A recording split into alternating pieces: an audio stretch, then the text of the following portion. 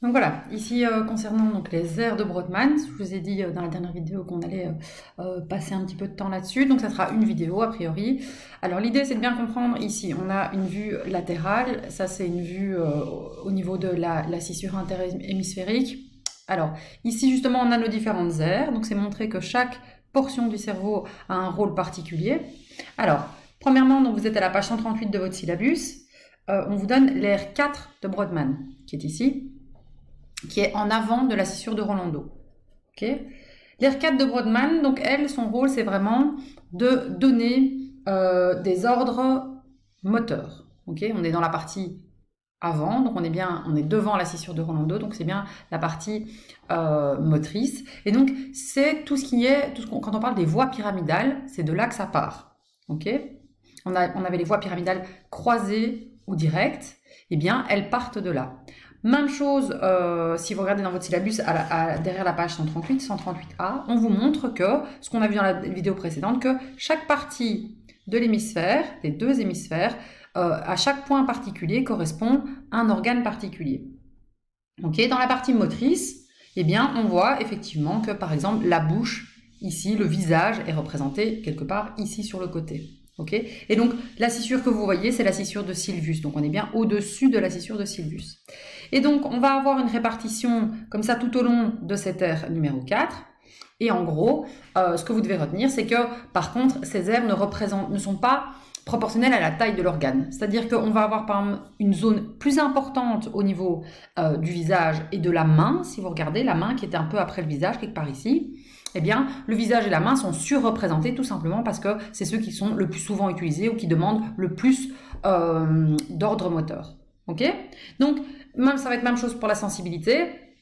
La motricité, c'est plutôt par rapport à l'utilisation qu'on en a. On utilise notre visage et nos mains le plus souvent. Ok. Donc, c'est ça qui va être le plus représenté. Ok. Donc, ça, ils vont avoir une aire plus importante. Donc, une information qui voudrait faire bouger votre main, eh ben, elle partira ici de la zone motrice.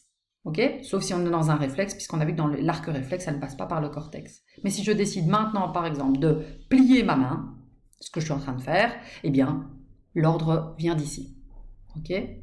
Si je veux effectivement bouger mon visage, faire une grimace, eh bien, l'ordre vient d'ici. Ça va? Donc on est bien dans les pyramidales. Pyramidal, c'est bien tout ce qui était volontaire. On a dit l'extra-pyramidal, c'est tout ce qui est mouvement involontaire.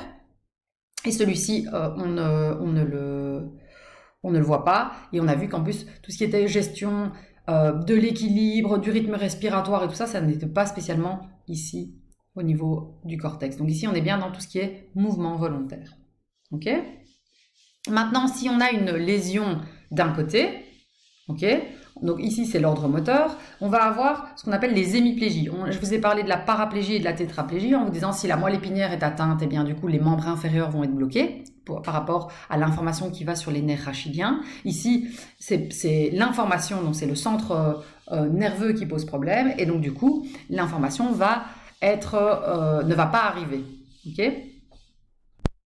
Prenons l'exemple par exemple d'une lésion qui aurait eu lieu au niveau de la main, hein, donc ici quelque part. Eh bien, si ici on a une hémorragie par exemple, hein, c'est ce qui se passe avec les accidents vasculaires cérébraux, eh bien, par exemple, on aurait une zone ici qui ne fonctionnerait plus. Eh bien, résultat, si c'est du côté gauche de mon hémisphère, c'est sur l'hémisphère gauche même plutôt, eh bien, alors ça veut dire que je ne sais plus bouger ma main droite. Ok, volontairement en tout cas. Donc, ça c'est pour l'aire 4. Ensuite, on a l'aire 6 prémotrice, donc on avait vu qui était juste avant, okay, qui elle a pour rôle de gérer la coordination, donc de décider de la coordination d'un mouvement. Okay. Elle organise le mouvement qui va avoir lieu. Donc elle va par exemple décider qu'il faut envoyer de l'information à plusieurs muscles différents. Okay. Et donc là, c'est vraiment ce qu'on appelle la praxie. Okay, qui est donc bien la capacité à faire un mouvement organisé de manière volontaire. Okay, donc on va faire des choses, par exemple écrire, faire du piano, ce genre de choses-là. Et donc ici par exemple, si on a une lésion à ce niveau-là, eh bien on pourrait avoir par exemple des problèmes si c'est au niveau de l'organisation des mouvements du visage, eh bien on pourrait avoir du coup l'incapacité de parler correctement. Ou bien on ne sait plus faire de piano, ça dépend. Hein. Si on parle du piano. Ok, donc c'est ce qu'on appelle l'apraxie motrice. Et l'apraxie motrice, c'est-à-dire qu'on sait faire des mouvements simples, mais on ne sait pas coordonner des mouvements. Ok. Et donc c'est particulièrement visible par justement l'agraphie, donc l'incapacité d'écrire. Voilà. Et alors, ça veut dire que, même chose, c'est pas quelqu'un qui n'arrive pas à réfléchir, donc ça veut dire quelqu'un qui arrive à penser à certaines choses. Alors souvent, c'est des zones différentes qui sont atteintes. Donc si c'est par exemple la zone de la parole qui pose problème, et donc on va avoir quelqu'un qui dit quelque chose et il a l'air complètement fou parce qu'il n'arrive pas à s'exprimer correctement, eh bien, si vous lui donnez un bic, il va pouvoir écrire ses pensées de manière totalement logique. Okay, donc ça veut dire qu'il n'arrive plus à coordonner les mouvements de sa bouche pour faire des sons cohérents, mais par contre, s'il n'a pas de lésion au niveau de la main, ben celui-là il va être capable de le faire avec la main. Donc c'est vraiment par rapport aux zones de coordination, mais donc ça veut dire qu'on va avoir certaines coordinations de certains mouvements qui sont perturbés. Alors si on continue, on a l'aire 8, ici, hein, en avant, qui est l'aire oculomotrice. Okay, donc ici, on va avoir l'aire oculomotrice. Et c'est elle qui va commander le mouvement des yeux. Okay, et la motricité pupillaire. Donc la pupille aussi hein, va être... mydriase et myosis va être gérée par ici la zone 8. Okay. Ensuite, on a la zone 18 avec la zone oculomotrice occipitale. Donc vous voyez que c'est pas chaque fois une zone unique. Ici, il va y avoir plusieurs zones. Et elle, par contre, donc vous voyez dans le syllabus, sa stimulation provoque aussi la déviation conjuguée des deux yeux vers les côtés opposés. Okay, c'est dans cette aire qu'est localisée la capacité de poursuite par la vue d'un objet mobile. Elle est en relation avec l'aire 8. Et donc effectivement, les deux vont pouvoir permettre ce genre d'informations. Et on avait vu aussi qu'on avait une autre partie qui permettait de suivre des objets. C'était quoi? Les tubercules des quadrijumeaux, hein, souvenez-vous. Et donc, il existe aussi le chef d'orchestre, celui qui commande, conçoit et imagine. Les autres sont juste des interprètes, on les localise dans les zones frontales et préfrontales, aires des prévisions des actes et des paroles. Et donc c'est ce que je vous avais dit, dans les aires frontales et préfrontales, eh bien on va décider de l'acte qu'on veut faire. Ok, c'est ce que je vous disais, s'il y a une atteinte de cette zone frontale, eh bien on n'a plus les limites de ce qu'on ne peut pas faire. Par exemple. Et donc on ne sait plus faire la différenciation entre ce qui se fait et ce qui ne se fait pas. Et donc ça donne des comportements assez étranges au niveau des comportements sociaux. Alors, ensuite, on va avoir d'autres aires, ok, l'aire 1, 2 ou 3, ok, qui vont donner tout ce qui est les aires de sensibilité. Ok, donc on va avoir ici 1, 2 et 3, ce sont ces zones-ci, et qui sont donc bien ce qu'on a vu avec l'arrière de la scissure de Sylvius. Okay, on est derrière la scissure de Sylvius, et donc ici, on se situe dans la partie qui va être sensitive. Okay, donc on arrive ici dans vraiment tout ce qui est sensitif, et là, à nouveau, on a la même répartition, c'est ce qu'on avait vu avec la partie motrice, on a aussi une répartition avec l'arrivée d'éléments sensitifs à des endroits particuliers et précis.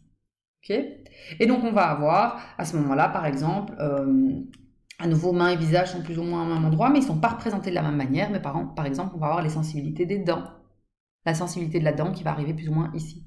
Okay, et ici, au-dessus, on aura le visage, et puis ensuite la main. Et donc ces zones de sensibilité, eh bien de nouveau, c'est l'arrivée des neurones afférents, alors que là, c'est la zone de départ des neurones efférents. Ok? Donc, elle est bien derrière la scissure de Rolando. Cette lésion, si on a une lésion à ce niveau-là, eh bien, ça va donner une hémanesthésie contralatérale. Ok? Alors là, ici, je ne vous demande pas ce...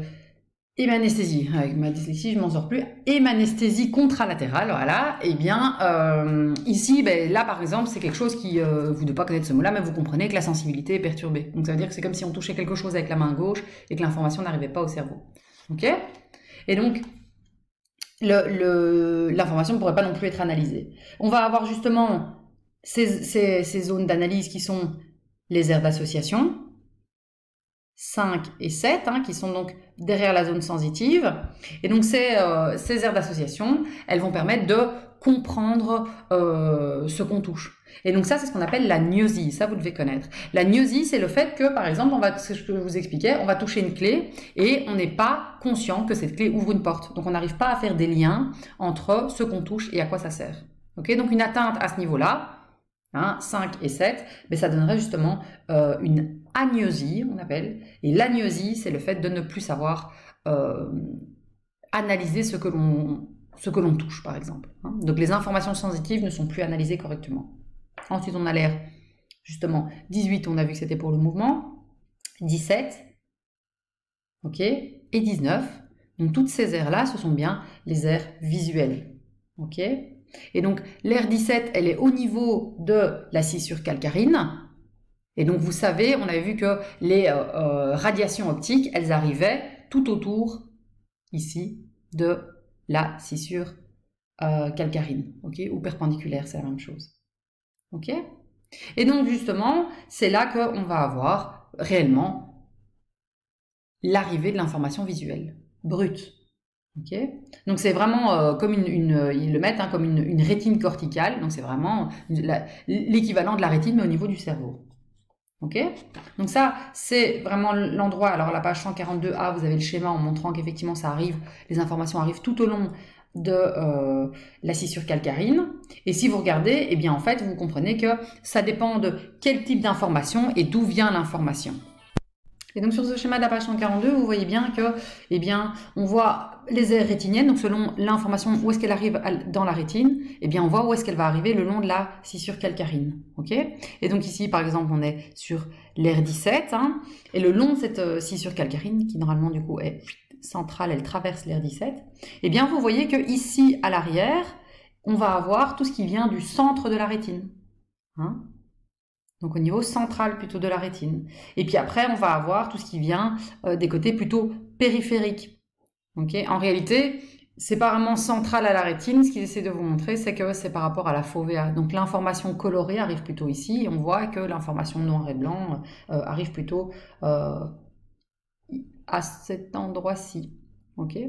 Donc on va avoir une dispersion en fonction de l'endroit de la rétine, mais donc on a vu qu'on avait une quantité différente de cônes et de bâtonnets selon où on se situait au niveau de la rétine, et donc ça va faire varier évidemment le type d'image qui arrive ici. Okay. Une image plutôt sur les couleurs, puis ensuite plutôt sur les formes, ou bien la vision d'obscurité, tout ça on a vu en anatomie oculaire en début d'année. Okay. Donc du coup, ça c'est pour notre aire 17, ok.